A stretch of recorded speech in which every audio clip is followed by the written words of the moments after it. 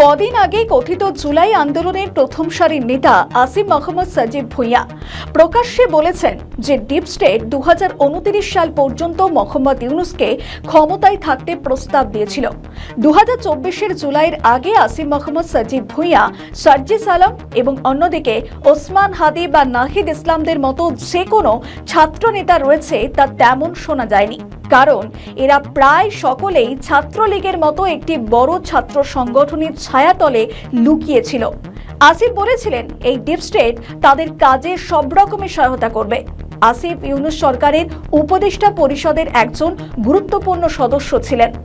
2024 সালে এই আসিফদের নেতৃত্বে সৃষ্ট কোটা বিরোধী আন্দোলনের প্রেক্ষাপটে শেখ হাসিনা সরকারের পতন হয় এবং ইউনূসের নেতৃত্বাধীন অসাংবিধানিক একটি অন্তর্বর্তীকালীন সরকারের আবির্ভাব হয়, যারা তাদের 18 মাসের একেবারে স্বৈরতান্ত্রিক অপশাসনের ফলে বাংলাদেশকে কার্যত কমপক্ষে 100 বছর পিছিয়ে দিয়ে গেছে।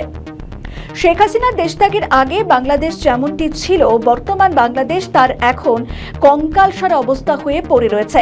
শেখ হাসিনার ক্ষমতাচ্যুতির কয়েক মাস পর তাদের এক নেতা ওসমান হাদি যেখানে আততায়ীর হাতে নিহত হয়। এই ঘটনার পর আসিফ ভুঁইয়ার সহকর্মীরা ঢাকা সহ সারা দেশে এক ভয়াবহ সংঘাতময় পরিস্থিতি সৃষ্টি করে।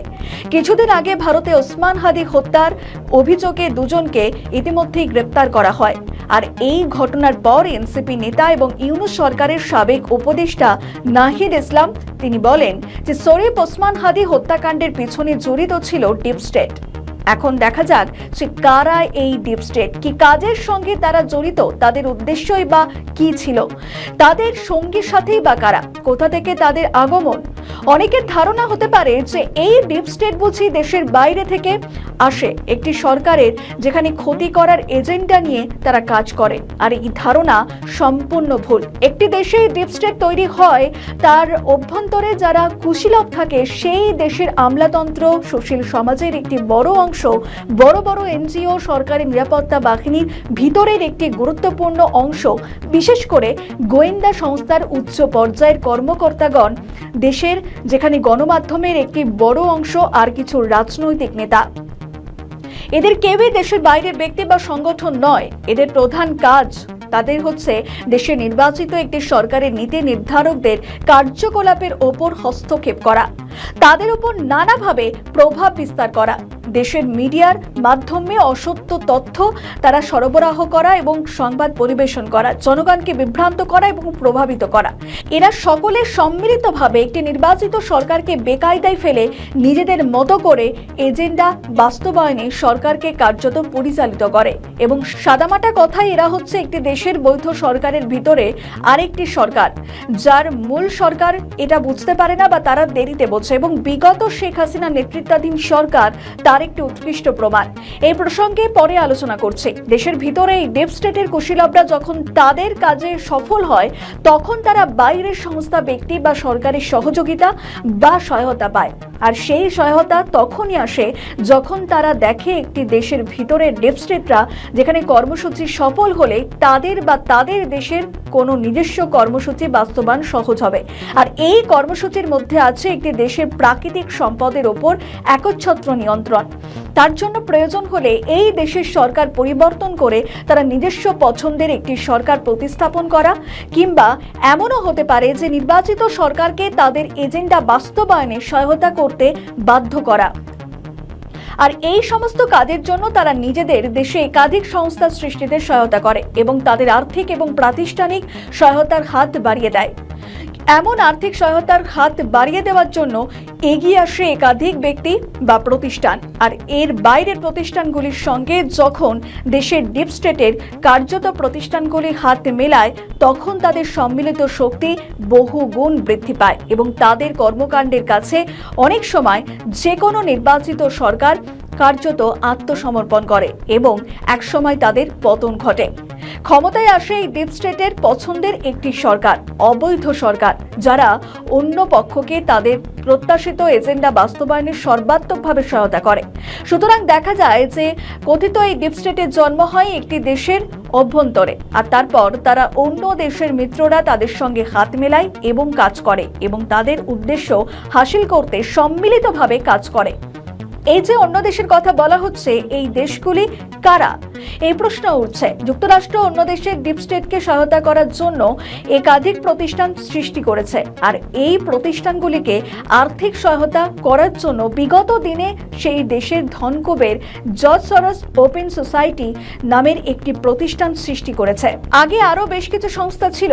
বর্তমানে এই সংস্থার দায়িত্ব তিনি তার ছেলে আলেকজান্ডার সরোসের ওপর ন্যস্ত করেছেন, এমনটাই জানা যাচ্ছে।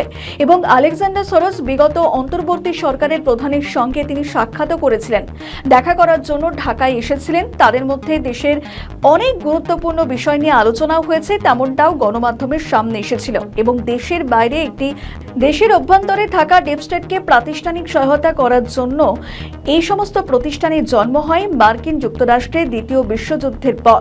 এবং যুদ্ধের পর যুক্তরাষ্ট্রের বাইরে আরেকটি পরাশক্তির আবির্ভাব হয়, যার নাম সোভিয়েত ইউনিয়ন, যারা যুদ্ধ পরবর্তীকালে তৃতীয় বিশ্ব এবং পূর্ব ইউরোপের দেশগুলিতে কার্যত সমাজতান্ত্রিক চিন্তাধারা প্রচার করার চেষ্টা করে।